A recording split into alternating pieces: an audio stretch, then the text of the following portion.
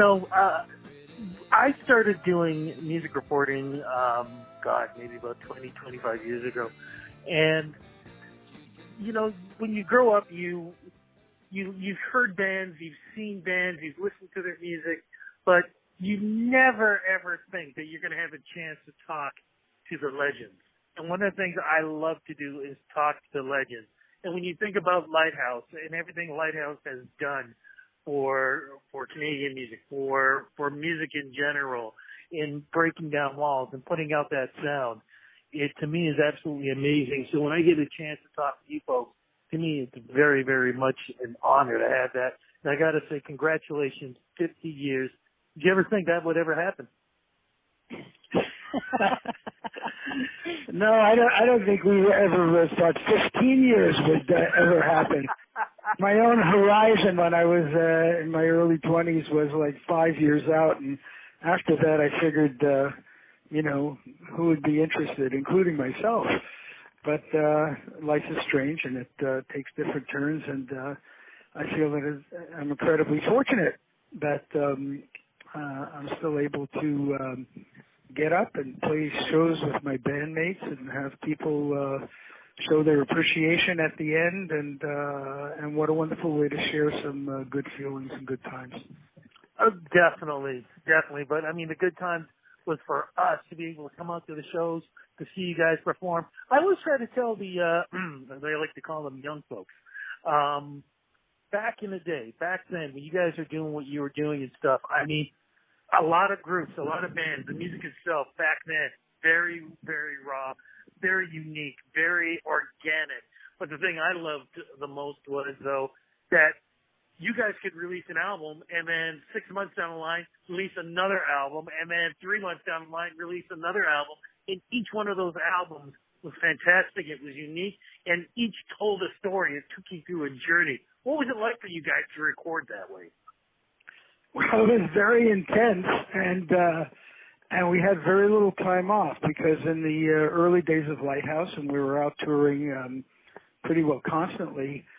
I think one of the guys in the band, Howard Shore, who your listeners may know of as the Oscar-winning film scorer of a lot of big movies, and he kept track, and he said we did more than 200 dates a year, which is a lot of work. So considering you play 200 actual concerts a year and made usually 2 or 3 albums a year, which you had to come off the road and then spend a week or so writing feverishly, and then another 2 or 3 weeks in the studio, and then some mixing, and then you were back on the road. It was a lot of work, and it was a lot of fun. But it was pretty busy for. You can see how musicians get burnt out sometimes. Yeah, no, definitely.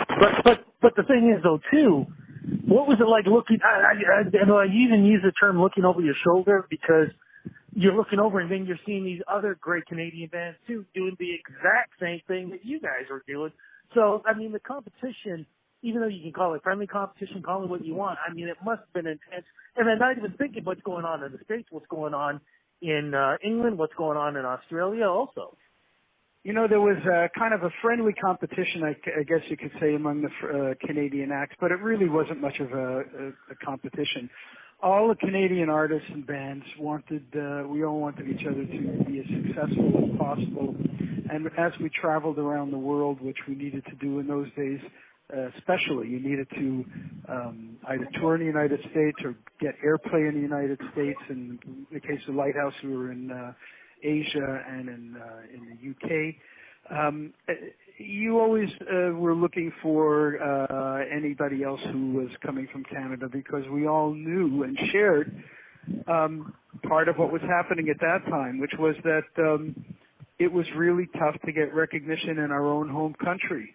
I mean, now, in the last 5 years, if you look at the Billboard charts and everything like that, the top 10, the top 5 internationally are always incredibly highly representative by Canadians, but not so much then.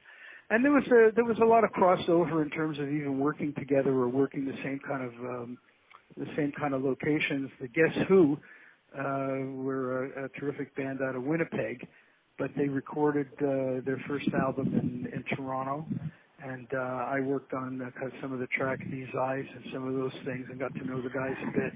And certainly when Lighthouse was at the Isle of Wight, there was Joni Mitchell and Neil Young, and we played a lot in the Fillmore West and the Fillmore East, and all the Canadian artists, and there were so many of them in those days, would crisscross through the United States and play a lot of the same venues. So we're kind of tight.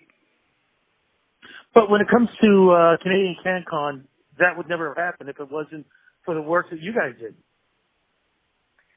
Yes, and Brenda, you may want to talk about that. When the parliamentary committee was struck by Pierre Trudeau and Pierre Junot was the author of the report, speaking about the importance of having some kind of regulations that would